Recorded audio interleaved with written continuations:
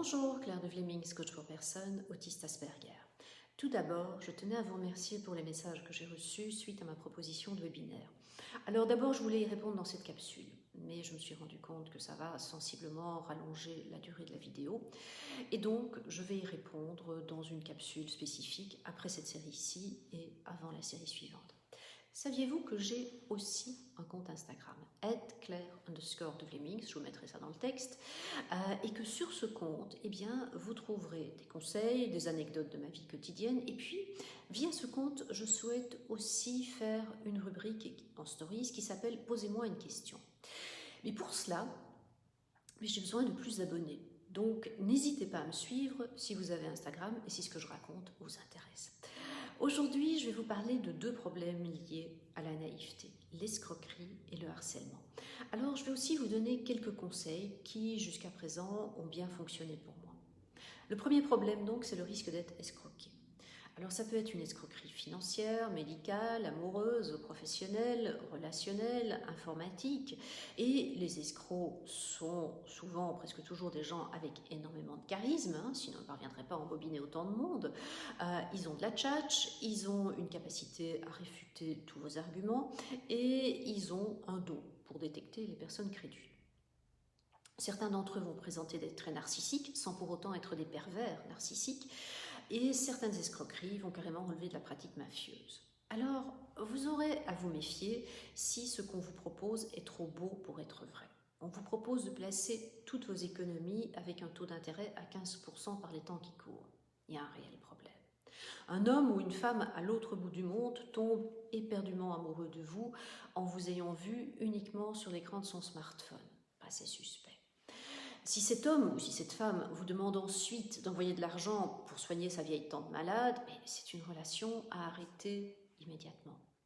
Faites aussi très attention aux personnes qui vous demanderaient de faire des sextapes, parce que ça va permettre ensuite d'exercer un chantage financier. Un autre type d'escroquerie, c'est un médecin ou un thérapeute qui propose de vous soigner de votre autisme, par exemple. Ou quelqu'un qui propose de vous soigner du cancer sans passer par les cases de l'hôpital, parce que le cancer, c'est soi-disant psychologique. Et ça, c'est de l'exercice illégal de la médecine, carrément. Donc ça, ce sont les problèmes liés à l'escroquerie.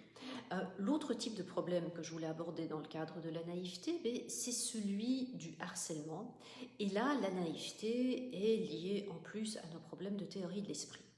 Alors, je ne vais pas revenir sur les pervers narcissiques et sur le gaslighting parce que je viens d'y consacrer une vidéo. Le problème du harcèlement et de la naïveté, c'est qu'on n'est pas à même d'identifier quand le comportement d'une personne est déplacé. On se dit que c'est comme ça que les relations fonctionnent dans cette entreprise ou que c'est normal que les médecins et les infirmières soient arrogants parce qu'ils ont beaucoup de travail. On pense que c'est normal que notre belle-mère soit méchante avec nous. Et d'ailleurs, notre mari nous a dit de ne pas nous en formaliser. Alors, et si en plus de ça, on nous dit que nous sommes des personnes difficiles, on va finir par se taire. Et bien souvent, quelque part en nous, il y a une petite voix qui va nous dire que c'est pas bien, qu'on n'a pas le droit de nous traiter comme cela. Et quand il y a cette petite voix qui nous parle, cette petite voix, elle a raison. Alors, elle n'a peut-être pas raison pour une personne neurotypique, mais elle a raison pour nous qui sommes des personnes autistes. Donc, que faire pour prendre en compte ce problème de naïveté ?